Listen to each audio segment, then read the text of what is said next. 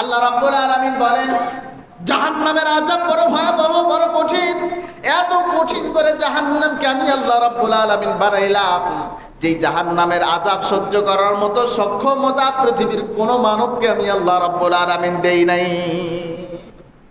এজন্য আল্লাহর পয়গম্বর সাল্লাল্লাহু আলাইহি ওয়াসাল্লাম যখন কবরের পাশ দিয়ে হেঁটে যেতেন, আল্লাহর পয়গম্বর এত বেশি কান্না করতেন যে চোখ মোবারক দিয়ে পানি বের হয়ে দাড়ি মোবারক পর্যন্ত ভিজে যেত।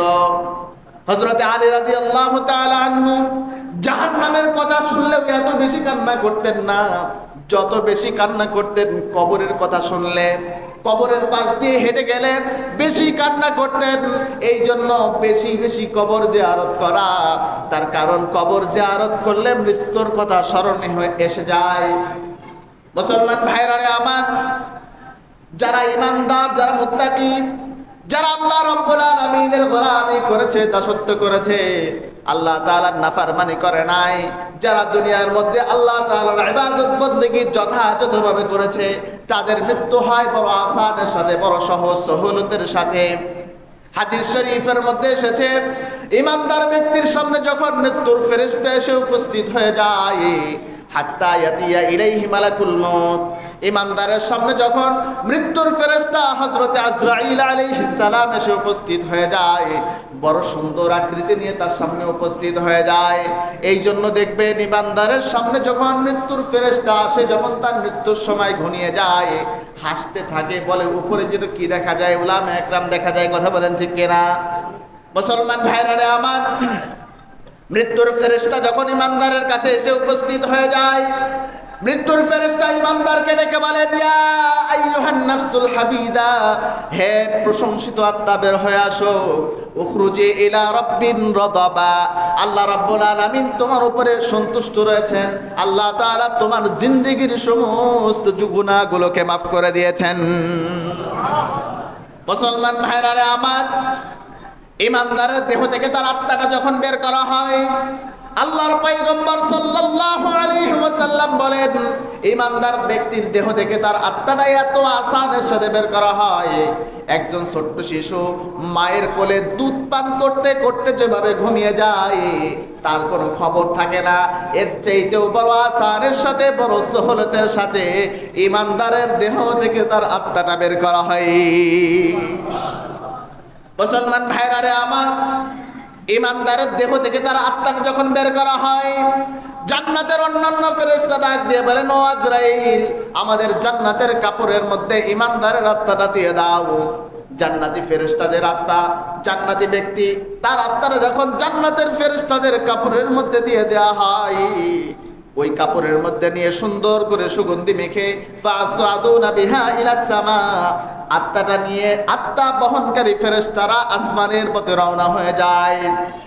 পথের মধ্যে অন্যান্য ফেরেশতাদের সাথে দেখা, ফেরেশতারা প্রশ্ন করে, কার আত্মা নিয়ে যাও? এত সুন্দর ঘ্রাণ পাওয়া যায়, মেশকো আম্বার থেকেও তো এত সুন্দর ঘ্রাণ আমরা পাই না, এত সুন্দর ঘ্রাণ আমরা নাকি পাচ্ছি, কার আত্মা নিয়ে যাও? ফেরেশতারা জবাব দিয়ে বলে, অমুক ব্যক্তির আত্মা নিয়ে যায়, অমুক ব্যক্তির আত্মা নিয়ে যায়, অমুকের দাদাকে নিয়ে যায়, অমুকের ভাইকে নিয়ে যায়, অমুকের বাবাকে নিয়ে যায়। আল্লাহর গোলামি করবার কারণে, আল্লাহ তাআলার দাসত্ব করবার কারণে, আল্লাহ তাআলার ইবাদত যথাযথভাবে পালন করার কারণে আল্লাহ তাআলা তাকে জান্নাতি মানুষ হিসাবে কবুল করেছেন। এভাবে যখন আত্মাটা বহনকারী ফেরেশতারা প্রথম আসমানের কাছে নিয়ে যায়, প্রথম আসমানের ফেরেশতারা জবাব দেয়, এমন নেককার বান্দার আত্মারা তোমরা উপরের দিকে নিয়ে যাও। এভাবে যখন আত্মা বহনকারী ফেরেশতারা সাত আসমানের কাছে নিয়ে উপস্থিত হয়ে যায়, আল্লাহ রাব্বুল আলামিন ডাক দিয়ে বলেন, আমার ফেরেশতারা রে, আমার বান্দার আত্মাটা নিয়ে আর উপরে আসার কোনো দরকার নাই। উক্তুবু কিতাব আবদি ফি ইল্লিন, আমার বান্দার আত্মাটা জান্নাতের একটা জগৎ ইল্লিনের মধ্যে লিপিবদ্ধ করে দাও। মুসলমান ভাইরা রে আমার, এদিকে ঈমানদার ব্যক্তির বেশি টাকা পয়সা ছিল না, সমাজের মধ্যে বেশি একটা দাম ছিল না, বেশি নামদারি কোনো ব্যক্তি ছিল না, জীর্ণ শীর্ণ হালতে নামাজ কালাম ইবাদত বন্দেগী করত। দুনিয়ার মধ্যে বেশি পয়সা তার ছিল না। তার স্বজনেরা সুন্দর করে গোসল দিয়ে সুন্দর করে তার জন্য যখন জানাজার ব্যবস্থা করলো। তাকে নিয়ে যখন তার স্বজনরা কবরের মধ্যে রেখে বাড়ির পথে রওনা হয়ে যায়, ফায়াতিনিহি মালাকান কারিমান, সাথে সাথে তার কবরের মধ্যে দুজন ফেরেশতা এসে উপস্থিত হয়ে যায়। কবরের মধ্যে ফেরেশতা এসে প্রশ্ন করে, মান রাব্বুক, আল্লাহ রাব্বুল আলামিন তোমাকে নির্ধারিত একটা হায়াত দিয়ে দুনিয়ার মধ্যে পাঠিয়েছিলেন, জবাব দাও, হায়াতের জীবনে কার গোলামি করেছ? ইমানদার বান্দা জবাব দিয়ে বলে, হাই, দুনিয়ার মধ্যে আল্লাহ আমাকে একটা হায়াত দিয়েছিলেন, আমি ইবাদত করেছি তো মালিকের ইবাদত করেছি, আল্লাহর ইবাদত করেছি, দাসত্ব করেছি তো আল্লাহ তাআলার দাসত্ব করেছি, আল্লাহ ছাড়া কারোর গোলামি আমি করি নাই।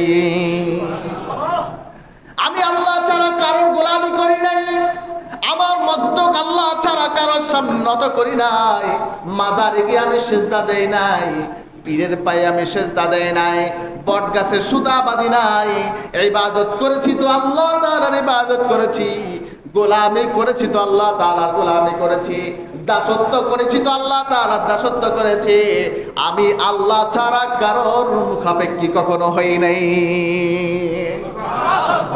মুসলমান ভাইরা আমার, দ্বিতীয় নম্বর প্রশ্ন করে, ওমান দীনুক, জবাব দাও তোমার দিন কি ছিল? ইমানদার বান্দা জবাব দিয়ে বলে, দীনি আল ইসলাম। আল্লাহ রাব্বুল আলামিন দুনিয়ার মধ্যে আমাকে পাঠিয়েছিলেন নির্ধারিত একটা হায়াত দিয়ে, আমি আমার জীবন পরিচালনা করেছি ইসলামের অনুসরণ করে। আমার সংবিধান আল্লাহ দিয়েছিলেন কোরআন, কোরআন অনুযায়ী আমার জীবন পরিচালনা করেছি। যেভাবে আল্লাহ তাআলা আমাকে ব্যবসা শিখিয়েছেন সেভাবে ব্যবসা করেছি। আমি ওজনে কম দেই নাই, 2 নম্বর মালকে 1 নম্বর বলে বিক্রি করি নাই, আমি খাদ্যে ভেজাল মেশাই নাই, আমি মানুষের সাথে জুলুম করি নাই, প্রতারণা করি নাই। যেভাবে আল্লাহ রাব্বুল আলামিন কোরআন আমাকে সংবিধান রূপে দান করলেন, কোরআনের হুকুম অনুযায়ী আমার জীবন পরিচালনা করেছি। আব্রাহাম লিঙ্কনের বানানো মতবাদের আমি কোনো পরোয়া করি নাই। মুসলমান ভাইরা আমার, এবার ইমানদারকে 3 নম্বর প্রশ্ন করা হয়, ওমান হাযার রাজুলুল্লাযী বুইসা ফীকুম, জবাব দাও, এই ব্যক্তিকে তোমাদের সামনে পাঠানো হয়েছিল, এই ব্যক্তিকে পরিচয় দাও।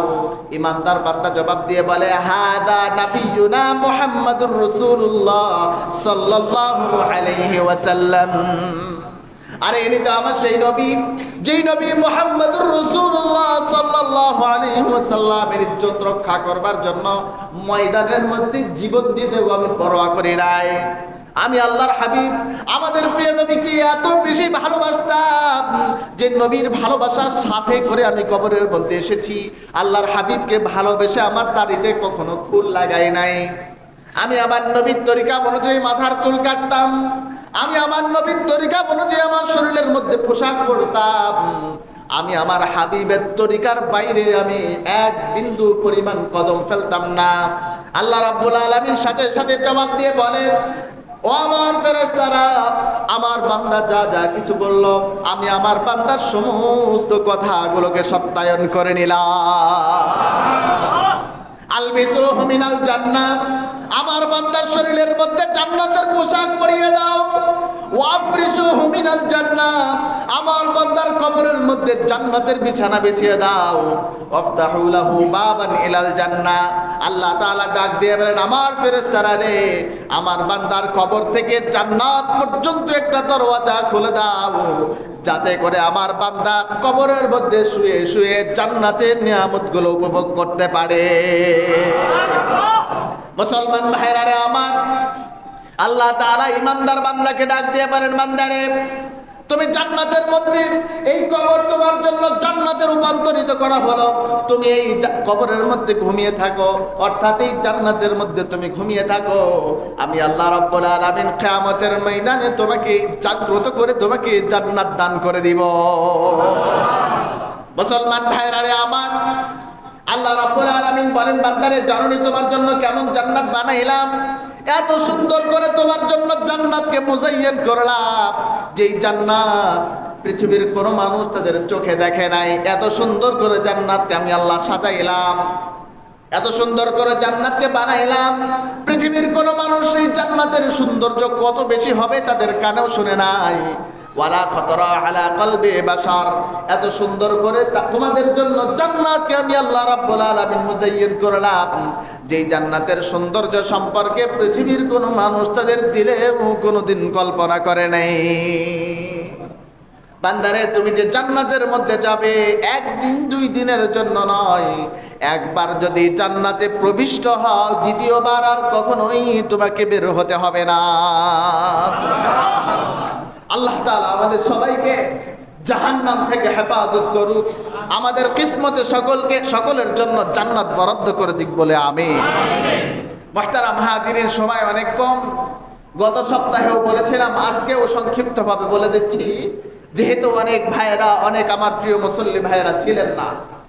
এই শাওয়াল মাসের অনেক ফজিলত রয়েছে। এই মাসের একটি বিশেষ আমল রয়েছে। আল্লাহর পয়গম্বর সাল্লাল্লাহু আলাইহি ওয়াসাল্লাম বলেন, সময় অনেক কম এই জন্য সংক্ষেপে বলছি। আল্লাহর হাবিব বলেন, মান সামা রমাদান, যেই ব্যক্তি রমাদান মাসে পরিপূর্ণ রোজা রাখে, এরপরে শাওয়াল মাসে 6টা রোজা রাখে, আল্লাহ রাব্বুল আলামিন তার আমল নামার মধ্যে 1 বছর রোজা রাখার সওয়াব লিপিবদ্ধ করে দেয়। শাওয়ালের রোজার কত ফজিলত, লম্বা কথা। আল্লাহর হাবিব বলেন, কোন মানুষ 1 বছর রোজা রাখলে যত সওয়াব হবে, এই শাওয়াল মাসে যদি 6টা রোজা রাখে, আল্লাহ তাআলা তার আমল নামার মধ্যে 1 বছর নফল রোজা রাখার সওয়াব লিপিবদ্ধ করে দেয়। এই রোজা আমরা কিভাবে রাখবো? ভেঙে ভেঙেও রাখতে পারি, ভেঙে ভেঙেও আমরা রাখতে পারি। একসাথে রাখবো এটা জরুরি নয়। কিন্তু আমাদের যাদের রমাদানের রোজা কাজা হয়ে গিয়েছিল, অনেক মা বোনদের রোজা কাজা হয়ে যায়, নিষিদ্ধ সময় এসে যায়, তারা কি করবে? আগে এই রোজা রাখবে নাকি পরে রাখবে? এ ব্যাপারে ফুকাহা একরামের 2 দল রয়েছে। একদল উলামা একরাম বলেছেন আগে কাজা রোজা রেখে নিবে, কারণ হায়াত মৌতের কথা কেউ জানে না, কখন মৃত্যু এসে যায়। আর একদল উলামা একরাম বলেছেন যে শাওয়াল মাস চলে গেলে এই ফজিলত আর সে পাবে না, কাজে আগে 6টা রেখে পরে কাঁচা রোজাগুলো রেখে নিবে।